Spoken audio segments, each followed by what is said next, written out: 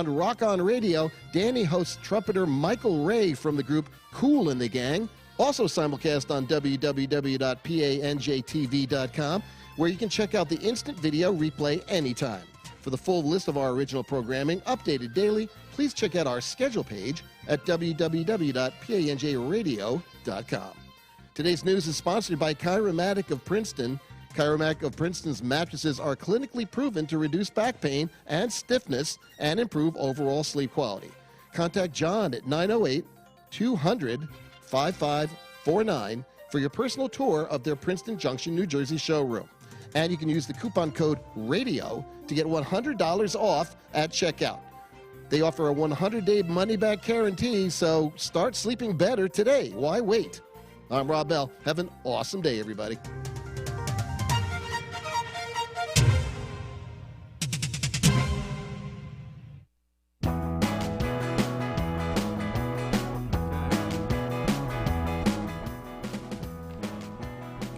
Good morning, everybody. Welcome to Biz and Tax Matters, formerly Tax Talk with Mike and Dennis. I'm your host, Michael Davis. I'm a certified public accountant. My co-host is Dennis Markowitz. Good morning, and I am an enrolled agent.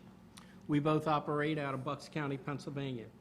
Today we have four special guests. First is Laurel Cavaluzzo. I'm with Madison Marketing Communications, also in Bucks County. Greg Kaywood. Good morning. I'm from iConnection Internet, also in Doylestown. Vicki Child. Good morning. I have two UPS stores, one in New Hope and one in Buckingham, Pennsylvania. And Kyle Lewis. Good morning. I manage and coach at Liberty Fencing Club on Easton Road. We have changed the name in order to expand the content of our show to include business issues in addition to tax. Our mission is to inform our listeners every other week as to the various aspects of running a business, the tax code, and answer any questions you may have.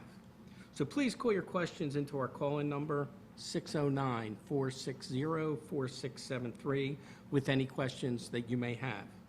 Also, we are simulcast live today on video through the PANJ YouTube page at panjtv.com. We will monitor your comments and provide feedback. So that you know if you're listening to our live show, today is Tuesday, May 23rd. We also have an email address, which is bizandtaxmatters@mjdaviscpa.com, and our show will be available in podcast at panjradio.com, and will be played at 11 o'clock every day for the next week. So if you're not listening to our live Tuesday show, send us an email with your questions, and we'll answer it on our next show.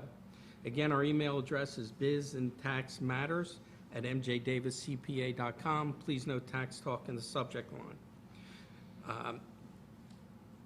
So feel free to email your questions to us.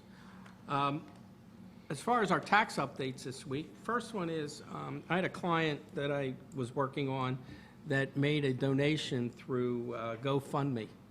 I know a lot of people go to GoFundMe and make donations. People need to be aware that if you make a donation through GoFundMe, it may not be deductible. You have to make sure that it's a legitimate charity. You can go to the IRS website where they have a list of the charities and look it up to make sure it's deductible. In this particular case, my client made a $1,200 donation that was not deductible because there's a lot of people trying to raise money on there that have not set up charities. So people should be aware of that. The court calls taxpayers' arguments heavy on chutzpah. For those who you don't understand what chutzpah is, it's a Yiddish word, and it's equivalent to having large kahunas. The tax held that a restaurant owner who underreported his employees' wages for years that were outside of the 3-year assessment period could not later amend his returns to increase the amount of wages he paid in order to claim additional deductions. So you can't go back to make a correction because of being under audit.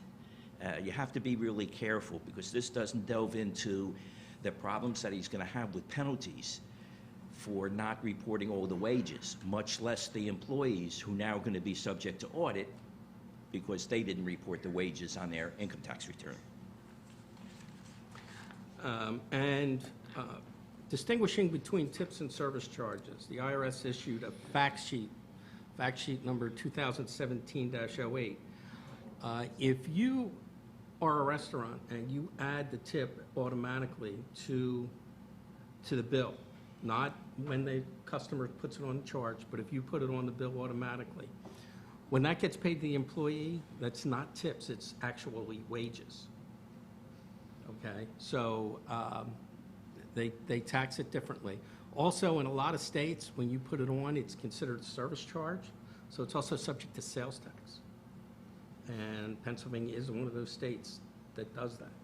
So if the restaurateur puts that on the bill, it is subject to sales tax, and it passes through as wages. I would venture to say only about 99% of the people don't know this law exists, except for the people in Harrisburg.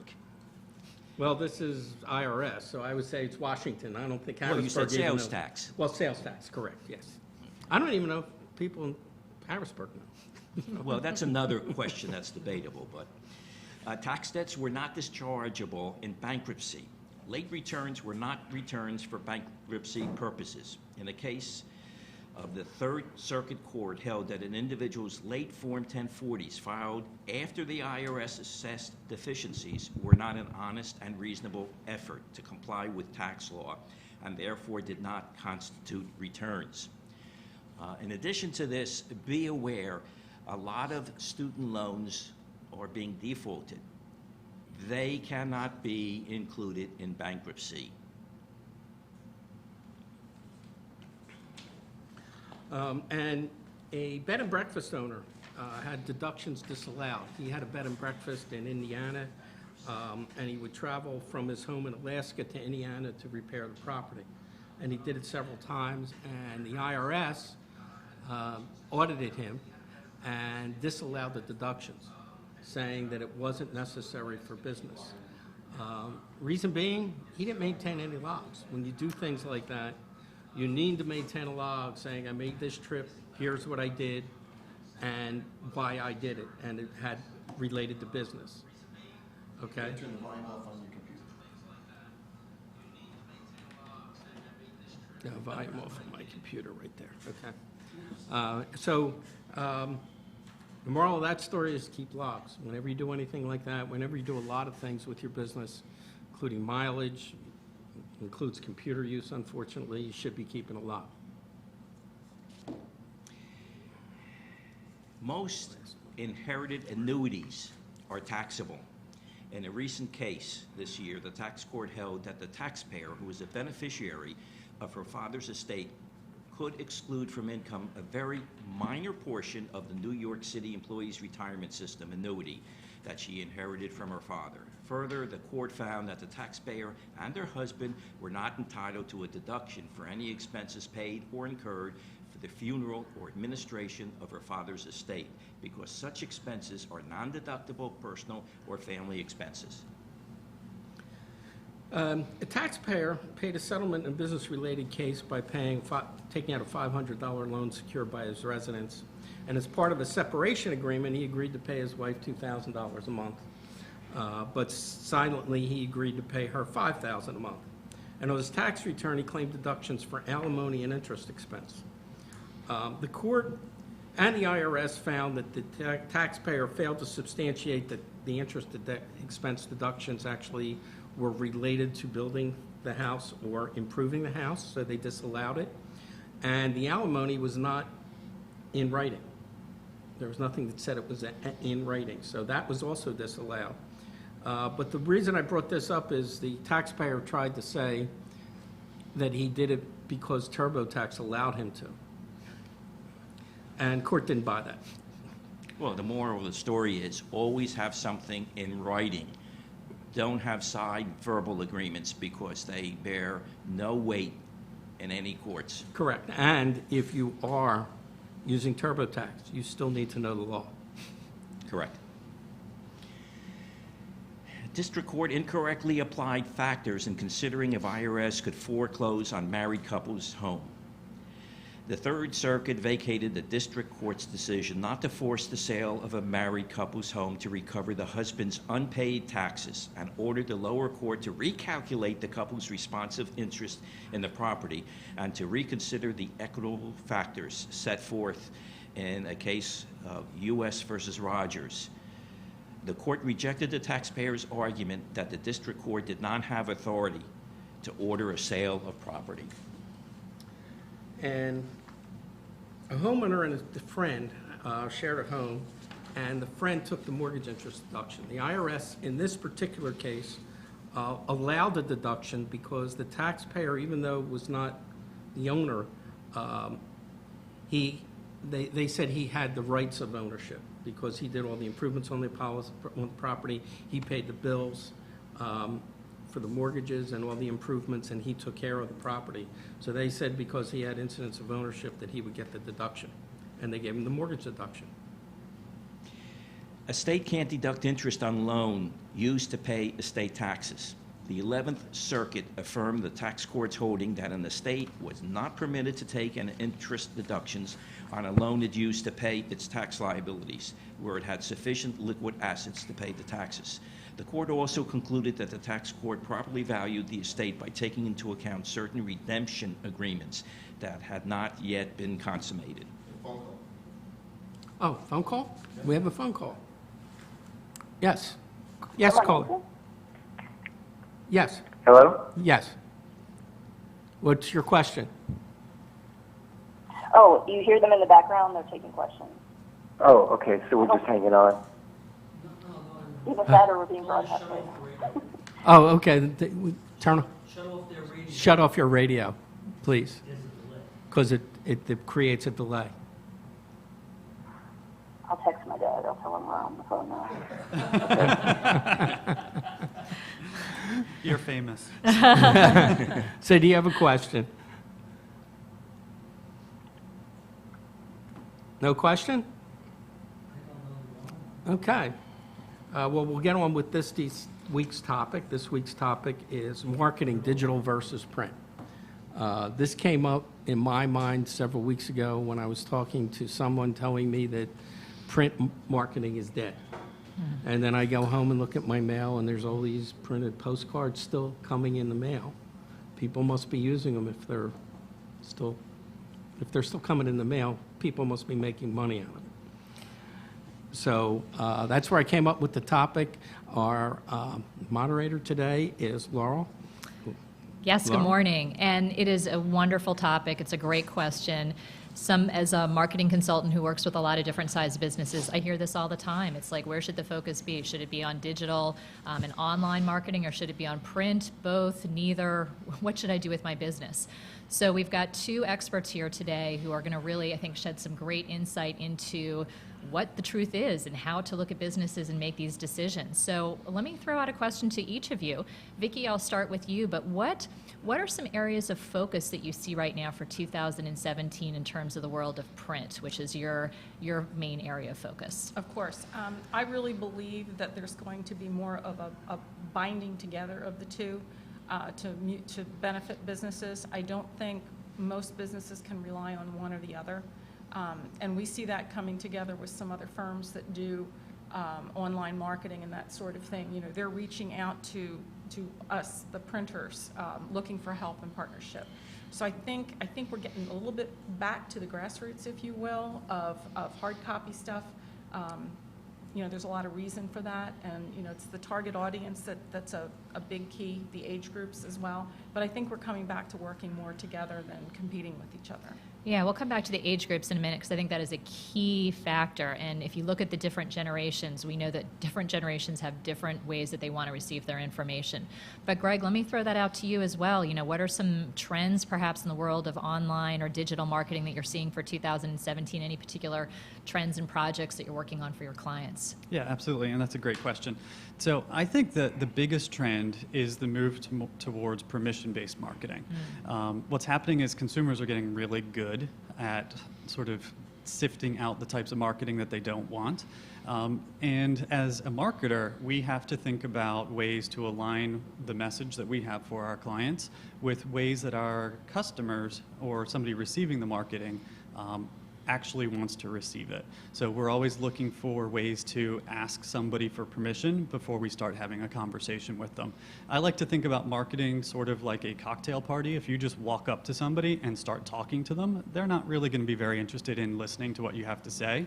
But if you say, hello, my name's Greg Kaywood, tell me about yourself for a little bit and I'll tell you about myself. Now you're in a conversation. And that's sort of the gold standard for marketing, is getting to having a conversation and having permission to have that conversation rather than just filling a mailbox with circulars or postcards that nobody really wants. Yeah, no, I think you're exactly right. Relationships, that is what marketing is all about. When it actually is effective and works well, there's some sort of relationship that's built. So let me come back to the whole idea of ages and so forth. So Greg, I'll start with you this time.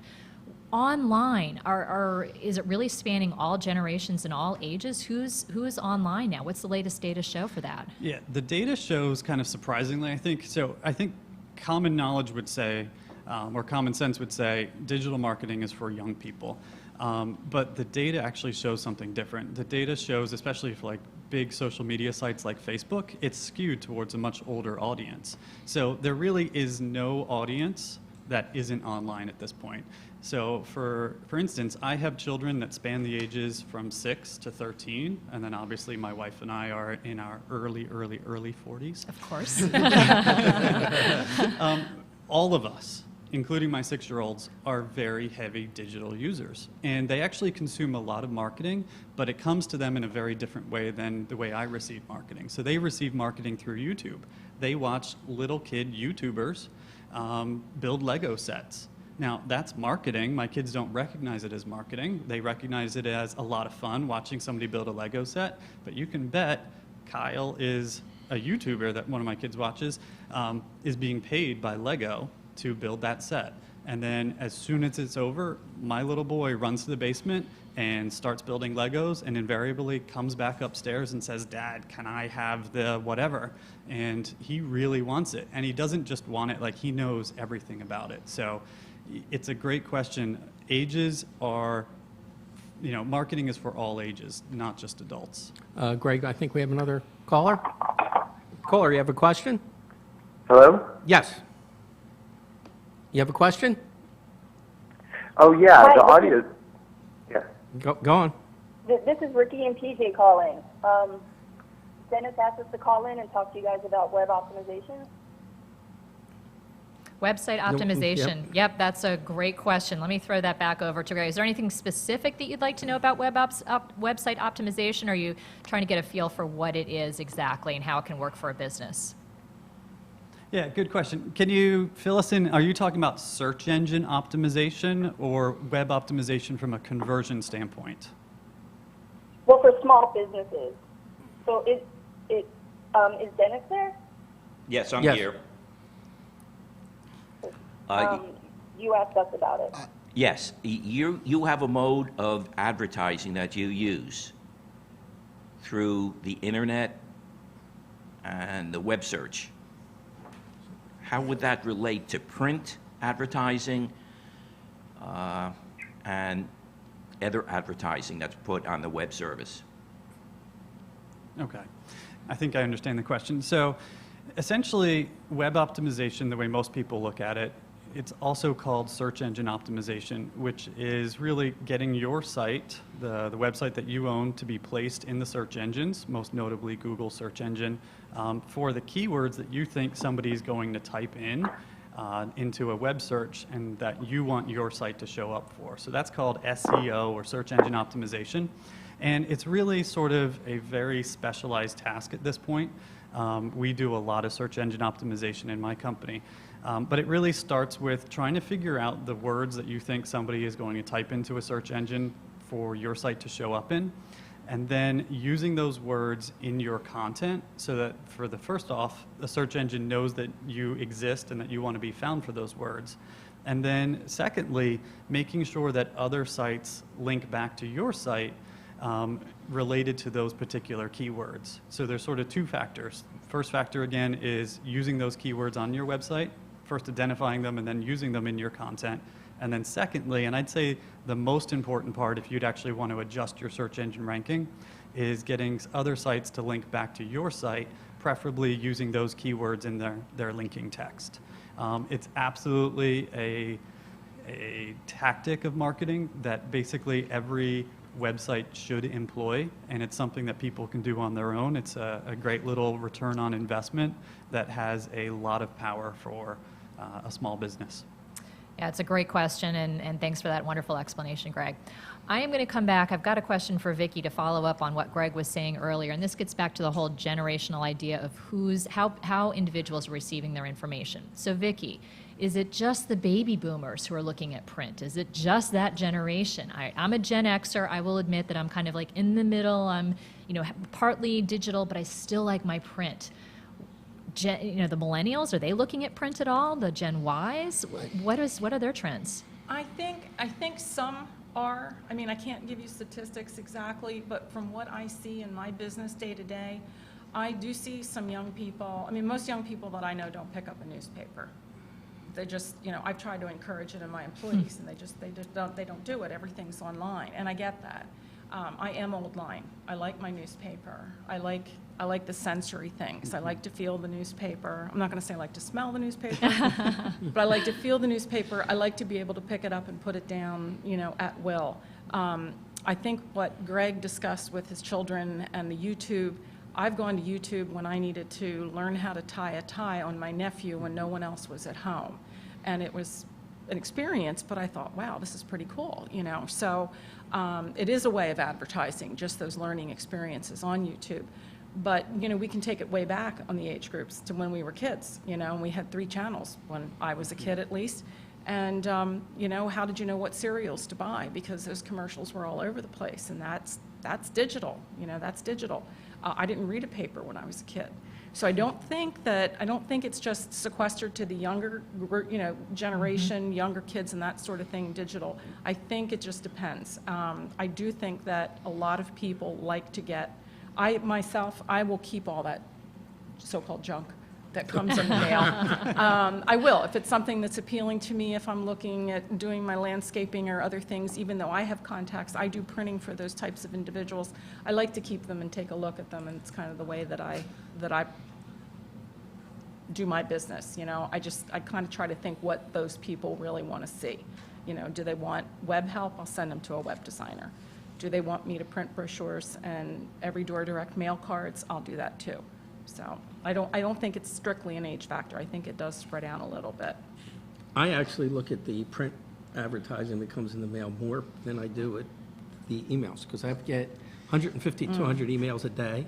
I don't have time to look at the advertising in them. I'll take a quick look, Greg, when I see your newsletter come. I take a quick look at it, but that's about it, because I know what it is, because I get it every month. So, but a lot of the others, I just skip over it because I don't have the time. My problem has been, like you, Mike, I get an inordinate amount of emails. So when I click it on, and a lot of these emails look like they're pure advertising. In the meantime, I had one which was supposed to be a renewal for a product I get, that because it looked like advertising, I just deleted it. And then subsequently found out my account was closed because I didn't renew. Yeah. So I've told businesses, especially banks, send me a bank statement. And the other thing I do with the print is when I get something in the mail that actually is like a competitor of a client, I give it to the client to see. Good There's idea. something That's a that you great could idea. be doing. Yeah, absolutely. So I do that a lot. So, I retain stuff as well to share. but and I don't say, do that with emails. No. Well, as a millennial, I can say it kind of varies to what you're trying to advertise. I feel like I'm a visceral person too, so I do like to feel like I like books rather than an e-reader. Yeah.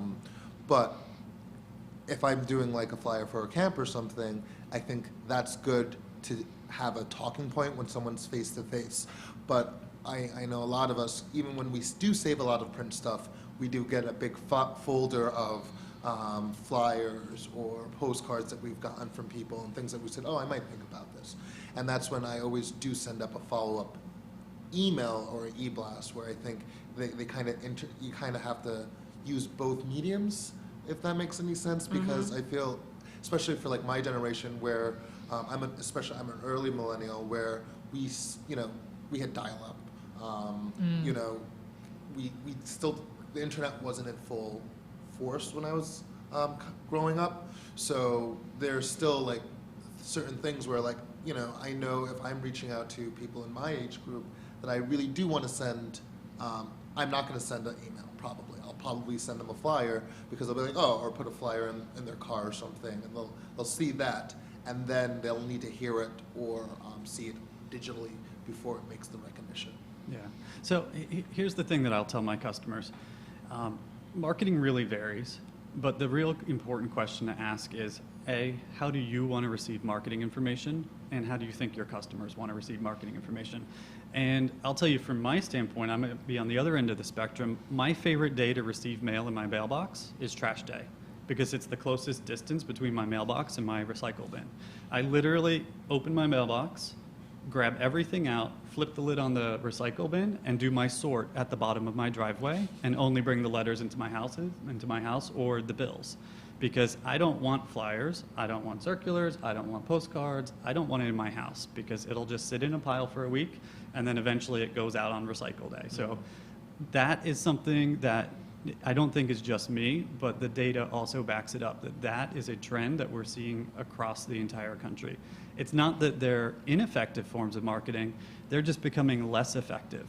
Another case study would be in my company, we receive a ton of mail every week, but I don't see it. And the reason I don't see it is because I have told my receptionist to filter it out, to go through the mail, remove all the junk, and get me the important things. So part of her job responsibility is to sit with a trash can and throw everything out and figure out what is good and what's not good. And then as a business owner, I only see the things that I have to see. I don't see any marketing material. So if you're trying to market to me in that way without my permission, without me looking for it, it's not going to hit my desk. So ask your customers, how do they receive marketing? How do they want to receive marketing from you? And then get permission to market to them in that channel. So it really comes back to the whole relationship building. People do not want to be interrupted. They do not want to have a megaphone screaming at them, which is what advertising used to be. That was the only type of advertising back in the day. So it's really about this, this ongoing relationship and letting people get to know the business and really the human side of the business. So I'm going to throw a question back at you guys.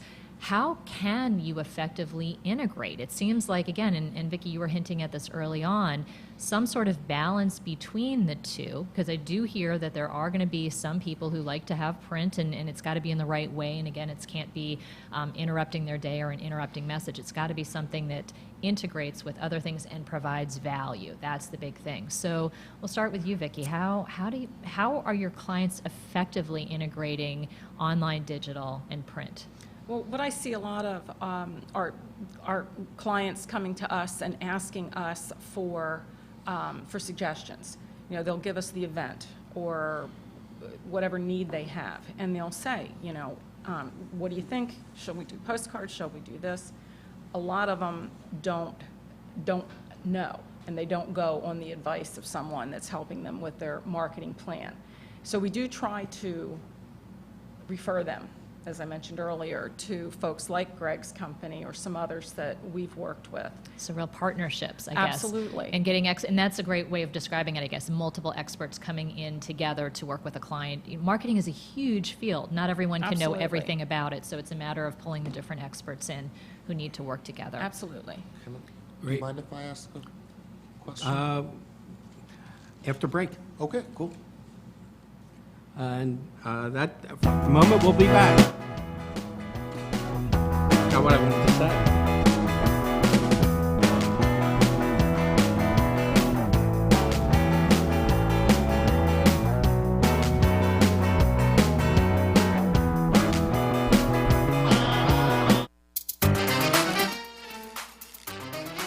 Hey, I'm Deirdre Anderson with Delish Catering. And I'm Laura Mangone from Chambers Walk Cafe and Catering.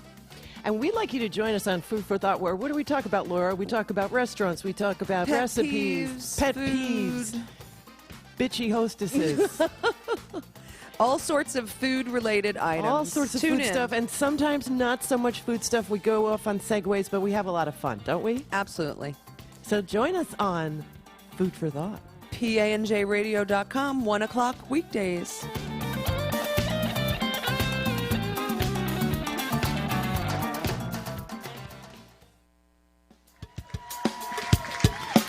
Hey there, folks. This is Danny Rongo. You are listening to PANJ Radio. Keep in mind, you can find all of my bass-related information and plays up on DannyRongo.com, including my new musical, The Phone Call. So make sure you tune in every Sunday night for Danny Coleman's Rock On Radio between 7 and 9 p.m. Do not forget, Rock On Radio. Again, Danny Rongo. Be cool.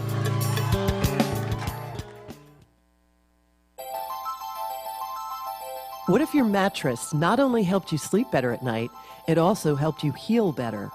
Chiromatic of Princeton's mattresses are clinically proven to reduce back pain and stiffness and improve overall sleep quality.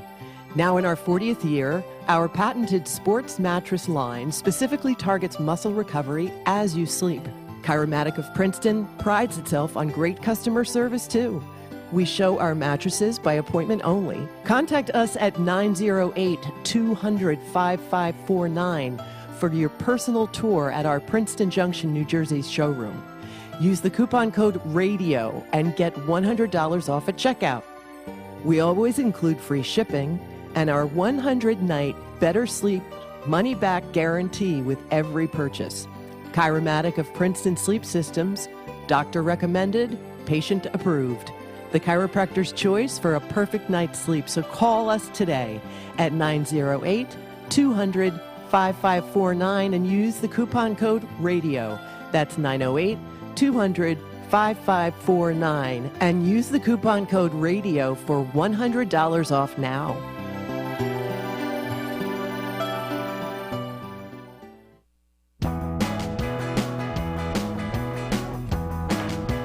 Welcome back to Tax Talk, now known as Business and Tax Matters with Mike and Dennis.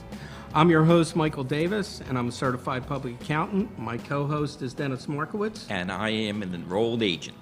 And our guest this week on our subject of marketing, digital versus print, is our moderator, is Laurel Cavaluzzo. With Madison Marketing Communications here in Bucks County. Vicki Child. With UPS stores in Buckingham and New Hope. Greg Kaywood. From iConnection Internet. And Kyle Lewis. Liberty Fencing Club in Warrington, Pennsylvania. Again, our mission is to inform our listeners every week as to the various aspects of helping to run a business and the tax code, and answer any questions you may have. So please call your questions into our number, 609-460-4673, with any questions you may have. Also, today we are being simulcast live on video through PANJTV.com. And we will monitor any comments that you make there, and we will provide our feedback on the show. Today is May 23rd, 2017, so if you're listening to one of the replays, which will replay over the next week at 11 a.m., or from a podcast at PANJradio.com, send an email with your questions to bizandtaxmatters@mjdaviscpa.com, and you can still use Tax Talk at mjdaviscpa.com. That is still live and will continue live. Please note Tax Talk in the subject line, and we'll answer it on our next show. So back to our topic. Laura?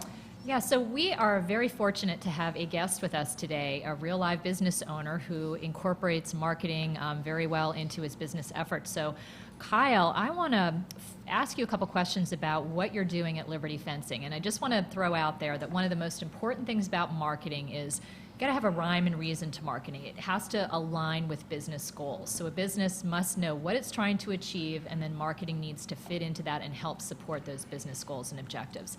And I know, Kyle, you're all about that. You're not only in charge of marketing, you do a lot of other things as well. So wearing many hats can be challenging. So what is it you're trying to do with Liberty? So with Liberty, we're trying to create a really nationally or even internationally competitive fencing school for the Doylestown area. And what that really means is getting kids from the ages of 8, pretty young, 9, through high school, and having them compete and practice intensely for a few years. Fencing is a great sport. It's a muscle memory sport, so like golf or tennis, if you do it enough reps, and anyone can be adequate, do it in 10,000 reps and you can be really good.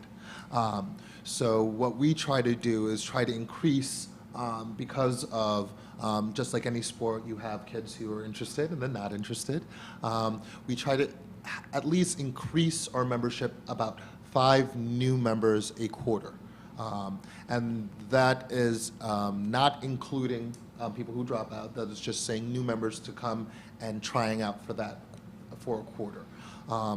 The reason we pick 5 is because this individual attention, wanting to create a champion, requires a lot of personal attention from the coaches, and that even begins in your beginner class. So we try to keep the class sizes small, but make sure that we are always increasing the amount of people in the club so that as these kids get better, they're teaching the younger generation and they have people to push them to be better. Okay, great. So let's then dive into the more specifics about the marketing that you're doing, and we can get our experts to dive in. So let's start with online and what your online tactics have been and where there's been success and so forth. So online, we focus on our newsletter, e-blast to our members or people that have come to our tournaments, advertising on websites, fencing websites such as AskFred.net, fencing.net, the Fencing Coach blog. We also have search engine optimization, where we are one of the first links on Google if you do search for fencing, especially in the Doylestown area. That's about it. We do have a few ads out there, ad on the Warwick Journal's page, but that kind of came with the local publication we did in print. But other than that, that's where we are finding it hardest to reach new markets. Because as Greg said earlier, and Mike said earlier, people sift through spam, whether it's print or it's email. And so for us, it's really hard to find a new way to approach people who have, most people are searching for fencing. Our goal is really to just get it out there so people, we're not looking for people who are only looking for us, but maybe someone who comes across the ad and says, oh, maybe that's interesting. So somebody who's got an 8 or 9-year-old through high school or who's looking for a new activity. There's a lot of different choices out there. So it's like, oh, fencing, that might be something you can do. So Greg, any thoughts that kind of come to mind in terms of digital? Yeah, so invariably somebody walks into my office and they ask the question, do you guys make websites? I need a website. And we say, absolutely. We've been in business 17 years. We've been designing websites that whole time. We can make phenomenal websites. But before we go on, why do you want a website? And then there's usually a pause, because people don't often think about the reasons why they want to do marketing tactics. They just kind of want to do marketing tactics. So on day one, they say, I want to grow my business. I'm going to start Facebooking, or I need a website. My website's looking old. So the question I always have is why? And then what are you doing now to support those, and do you track them? So Kyle, do you track any of the success that you have in marketing? I do. I track whether they come in through our print publications to make sure that I'm spending my marketing budget efficiently on print, and how our search optimization is actually working, whether they're coming through the website or whether they're coming through one of the emails I sent, or they saw one of our posts on Facebook. Yeah, and I can say you're actually way ahead of a lot of the people that we talked to at first, because you've clearly identified your goal. 5 new members per quarter. That's a fantastic goal. And now that's something that we can start putting a marketing strategy around based upon the age demographic of the audience that you're looking for. So you're looking for sort of 8 to 18 school-aged kids. And they've got to be somewhat local, right? You said your facility's here in Doylestown? Yeah, our facility is in Warrington. It's located on 611, right across from the Lowe's, and the Target there, for anyone who's thinking about doing fencing out there. And Fridays. And Fridays. Your first class is always free. Please give us a call. Marketing. I got it.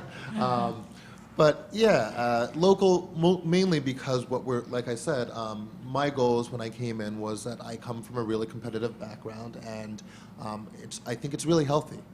It shows focus, it shows drive, it helps you kids deal with win losses, being rejection, stuff like that are really just good for developmental growth. And for someone to be good, we need them local so that they can be here numerous times a week. Yeah. So you've got kind of a unique challenge, which is I don't think that there's many kids or even parents thinking, I want to learn fencing. So from a search engine standpoint, how do you see that relating to the type of traffic that you get and the keywords that you're trying to go after? So I think the only keyword I really go after is fencing. If someone puts in fencing or maybe even sword fighting, we do come up for that. But it's really hard to find. I have never thought of putting any other, I should say, like keywords. Okay. So here's where I would push you on something. And I haven't done the research, and clearly everything should be research-based, but my gut's telling me there's not a huge audience of 8-year-olds looking for fencing online, but there's probably a bunch of parents looking for after-school activities for their kids, and they'd probably use Facebook, Google searches, and different social media outlets to try to find sporting options or non-sporting options for their kids. So you might want to consider expanding your keywords. And the best way to do that is to poll your user base as to how they found you. And if they say, I heard about you online, go deeper. Lean into that conversation and say, do you remember what you typed in? Where were you online? What audience, what social media platform were you using? So maybe after school programs, after school sports, different sporting activities, local Bucks County sports, rec leagues, those would be keywords that I would kind of lean into and see if you could do some research around that. Kyle, I think you should use keywords like a very pointed sport, non-physical contact sport, and then go into there are no concussions. Because parents today are looking for activities for their children. And I don't think it's the children you should be looking at because they have no clue as to what they want to do. They don't have the attention span for an 18-year-old. It's the parents you may want to direct more to by getting them into an activity which is not as expensive as tennis, golf, hockey, so forth and so on. So you have to gain their attention. One of my questions to the people on this discussion group is obviously their demographics, their groups, their goals, and their tracking all have to play a part in this. Any comments? Absolutely. I'm kind of honing in on the goals and so forth and the tracking. And kind of what I'm thinking of too, it just some really interesting points as far as who it is that you're trying to target. It's the 8-year-old's not going to be the one. Yeah, I think my targeting goals are split because you said the parents are the one, and the issue that we run into is that parents bring their kids in, but if there's no initial interest, it fizzles out pretty quickly. Yep. And so there needs to be almost a symbiotic relationship between the parent and the child who both kind of want to buy in. And so I've gotten a lot of parents from our print, like doing the Warwick Journal, stuff like that.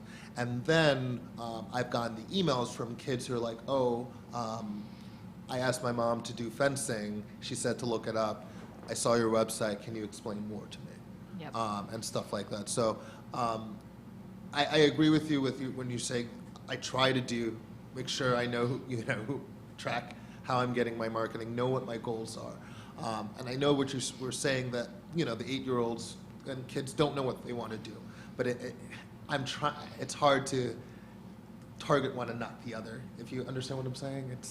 Absolutely. I have 8 grandchildren who are active in sports, and it's not because they decided what sport to go to. It's the parents that chose, and they go to all sports to see what their child is involved with. To me, and I'm not a marketing expert by any stretch of the imagination, I think you have to go to the parents and maybe go to the schools. But that's just a suggestion on my part. Once again, I know nothing about marketing. It is an interesting situation, though, because we're talking about fencing. Like everyone's saying, it's not something that people are readily going to. Everyone thinks about soccer and swimming and basketball. So it's a lot of education as to what the sport is. And you were talking, Dennis, before about expense. I don't know if it's an expensive sport or not. I have no idea. And that's, those are the things that all of us as parents are trying to figure out for their children. So it almost comes to mind guerrilla marketing. And Vicki, this is one of the more, traditional tactics of, being out in the community and giving demonstrations. It's Absolutely. Figuring out the widest way that you can just, perhaps get word out there. Right? The Olympics were last year. That, probably was a great opportunity to tap into, hey, it's on national TV. We used that in our tagline for a good 3 to 4 months before and after. Exactly. You've got that window every 4 years where it's in the limelight. And I've been doing demos at local libraries and elementary schools and stuff like that. But like you said, I didn't bring it up because it wasn't print or digital. I felt that was more just presence. But like I said, it is a weird thing where it is kind of having to go into the community and try to be like, hey, we're here, just in case you didn't know. And it's really fun and really interesting. Well, and absolutely, it ties right into print and then digital as well. So if you're at a community event, and we all know that being part of the community is important, especially for local-based businesses that are trying to get more brand awareness or perhaps get more foot traffic in. But, okay, so you get somebody's attention, you're doing a demonstration, what do? You have to give them something print-based that then they can go online to learn more. So, Vicki, talk about how you see, potentially print helping with what Kyle's trying to achieve here. Oh, in the obvious ways. Somebody goes to an outdoor event, where there's different types of demonstrations and that sort of thing going on. A lot of 5Ks in the area also feature other groups. It's not just people that run. There are other things going on there. They feature chiropractic. Kyle could be featured as fencing. And you're right, people want to take things away. They're not going to do what they do in the grocery store maybe and capture a picture of the item and the cost. They want to take something away with them. So you have a little postcard or something to give them, more than a business card. A business card's going to get lost. But something just like a flyer or a postcard that they can take home and then go online and research. Another thing that I've seen, we used to do more printing for schools in the way of newsletters and that type of thing. They've gone digital now, and understandably. And for them, that sort of thing, upload it to the website, it becomes more cost effective. I get that. But you can also advertise in those publications so that when those parents get them, and a lot of them are very inexpensive. I know back in the day, maybe $25, on some of these parent clubs, home and school associations, you could put an advertisement in their newsletter. And I think that, getting the kids to think it's cool. I was sitting here and I couldn't help, Kyle, when you were talking about getting out in the community. I thought, he should do children's birthday parties, But along that vein, my niece, she had a cooking party one year, and she went off to, I thought she was going to be a chef. She's a dog groomer now, but that's beside the point. But she was enthusiastic because it was cool. It was cool that she could go into somebody's kitchen and do all this kind of stuff. So I think that's important, for you to get involved with the parents at that level to get the kids to think that what you do is cool. I think one of the issues with children's birthday parties is that you really don't want kids to start until they're 8. Yeah. Because they're not ready. Oh, no, I get that. You're kind of past a lot of the birthday party things at that point. We do birthday parties. Oh, good. Yes, they do. and they're relatively inexpensive. We do have all the equipment in-house, so there will be nothing to purchase other than the space and the coaching. I believe that the sport is great for anyone and any age. We offer programs for all ages. The reason I'm focusing on kids is because, very simply, like any sport, the younger you start, the more chance you have to excel at it. And the United States Fencing Association does a great job of keeping the sport competitive for all ages. So once you're done, they do Y10s, which is fencers under 10, then Y12, Y14, under 16, which is called cadets, and then, or under 17s, I'm sorry, and then under 20s, which is called juniors. After that, you're in the senior division until you're about 40. And then you're in the Vet 40. So, and there's world teams for Vet 40, Vet 50, Vet 60, so on and so forth. So you can still start. I know a parent who started because her daughter was fencing and she loved it so much, bringing her to practice all the time. Well, her daughter went off to college, and she had no, time on her hands, and she's thinking, what do I like to do? Well, guess what? She started fencing, and in about 2 to 3 years, she was on the women's Vet 50 USA team. Wow, Never that's fencing in her awesome. life, only had watched her daughter for 4 years do it, or maybe a little bit longer, and then started picking it up for 2-3 years and was able to excel that far. So I do want to try to get out into the community, try to do birthday parties, try to show people that, it is accessible for all. And it's one of the questions I had for you is, how do you sift through the people who do just throw out spam emails? If they see it, I send them an e-blast and it's just boom, go. So how do you stand out from the crowd? Because when I first was started working for Liberty, doing stuff for Liberty, e-blasts were going out pretty regularly, and parents were saying, oh, I didn't see that because I see it, and I kind of just... And so what I kind of did was started decreasing it, so it came about every 2 weeks, maybe only when there was really nice big announcements, so that it wasn't, they didn't always see something in their mailbox from me. I just wanted to know, was that the right step, or was that just me listening to a few people who were like, oh, well, I put it in spam? Yeah, no, that's a really good question, because you don't want to be kind of over marketing to your audience and kind of burn them out. And at the same time, you still want to reach as many people as possible. It's a pretty common issue. So what I would recommend is rely on a piece of software to tell you what the open rates of emails are. And for people that don't open your open your emails, or people that show little interest in them, have a workflow that removes them from your list. Okay. Because it's really not much benefit to you to be marketing to people that don't want to be marketed to. You kind of just annoy them. Rather focus on the people that are excited about receiving your emails, that are opening them, that are clicking through, and get to a list of excited people. But I would prefer actually to step back, because you gave us a really clear goal, and I think as marketers, you told us a really valuable piece of information, which was you want 5 new members per quarter. And for me, that would kind of be the building block of a marketing campaign. So I won't ask you specifically, but I'll kind of run you through how I would mentally begin to unpack this, which would be, I would say, what is the lifetime value of those 5 enrolled students in your program? And from that, what percentage are you comfortable spending towards acquiring new students in your program? So essentially determine a budget and base that budget using the lifetime value of the 5 new enrolled per quarter. You could do it on a year if you wanted as well. And once you have that budget, then that's going to kind of help you make some decisions about the different kinds of marketing that you could do. That budget might be small. That budget might be big. And we heard the idea of a community sort of arts fest kind of a show, relatively inexpensive, that you could do, get a lot of eyeballs. You could put on like a little mini fencing tournament, a lot of people. That could be followed up with a print material right then, there on the spot, handing it out to students, prospects, parents. And then I would recommend leading those people from a print campaign back to your website. And on your website, have some really interesting convertible material. And what I mean by that is, don't just expect people to pick up the phone or fill in a form on your website.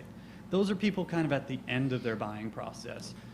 If your marketing strategy is to go from an arts fest to a print piece back to your website, they're kind of still in the beginning of that buying process, and that's where most people are when they visit a website.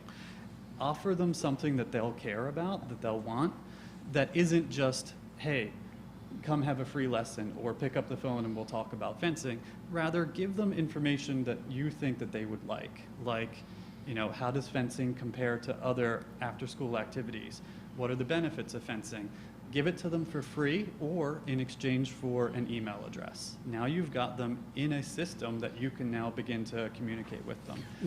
When parents are looking for sports for kids to get involved with, they're also looking for scholarship. And I know fencing is... It's second in the country for scholarships. Excellent. So for every 22 competitive high school fencer in the country, one gets a scholarship. Wow. That's a huge percentage awesome. ratio, it seems, much higher than And- other sports. and that I'm should be assuming. on your website. On the front of your website, you should have a list of the top 10 sports that get scholarships. And give that piece of information in exchange for an email address. And then you can begin to have a conversation with somebody. Absolutely. And you're going to show number 2 at about 10 times the size of numbers 1 and 3 through Absolutely. 10. Yeah. One thing I want to touch on too, because we're talking a lot about acquisition of customers, which is one of your absolute goals. The other thing too is retention of current customers. So keeping those kids in the program, keeping them there. And it costs 8 to 11 times more to get a new customer than to retain an existing customer. So I'm sure that you have data and numbers on, the turnover rate, but I want to throw that out there because I think our experts here are, excellent at those types of ideas. Sometimes kids will drop out for a semester or half a year, they'll try something out, but then if they're reminded of something that they have loved in the past, so staying in touch with people who are currently, they are participating in this sport, reminding them of why they love it, why it's so wonderful, and then also getting in touch with people who perhaps have dropped out for whatever reason and inviting them back. So any thoughts on, that seems like traditional, print could be very good at that as well as digital as well, but retention is hugely important. My feeling on that is advertising, whatever mode you use, has to be continual and ongoing constantly. It's the name recognition. One year, many years ago, Hershey decided to cut back on their budgeting on advertising. Their sales plummeted. They went back to advertising. The sales came back up. Also, you have to measure your advertising and make sure you're getting something out of it. Absolutely. And I know, in different advertising, you can do different kinds of promotions so you know where the people are coming from. Absolutely. Which is a little trick. Yep. And the other thing, too, I was going to just mention social media. And I know, Kyle, you had mentioned this. So with fencing, word of mouth, recommendations from others, that seems like a huge way for people to find out about the sport. Timmy next door or Timmy, who's Johnny's best friend, is doing fencing. So word of mouth, but then social media and encouraging those who are participating. This comes back to some of the retention as well. Encouraging those who are participating to help spread the word. And it kind of gets back to what we were talking, or what Greg was talking about with some campaigns. This is another opportunity, it would appear, to engage people, have them share the joy and love of the sport. A lot of it will be parent-based, but some of it will be kids sharing with other kids. It's another, I think, prime opportunity that you have as well. Kyle, I think one thing you can do is put news articles in the sports page about kids winning this, kids winning that, fencing. So PR. To keep it going. We do release press releases for when kids win things to the local publications. Whether they run that or not is always... No, excellent. Yeah. Yeah, I would say, though, the power of social media is not in you creating a profile that lots of people are excited about visiting. It's kind of like where a lot of people think, wow, I need to make my Facebook page really exciting. That's not why, or that's not the way you should be thinking about how to use it. The power of social media is in the demographics and the ability for you to tell Facebook exactly what audience should get your message. So rely on their tools to really isolate your audience. Thank you, And we- Greg, and I want to thank our guests, Laurel and Vicky and Greg and Kyle. And Thank you for our having next me. show is in 2 weeks, and we'll be on, if you're buying a new home, what to look for tax-wise. Thank you. Thank you for Thanks, having us. Mike.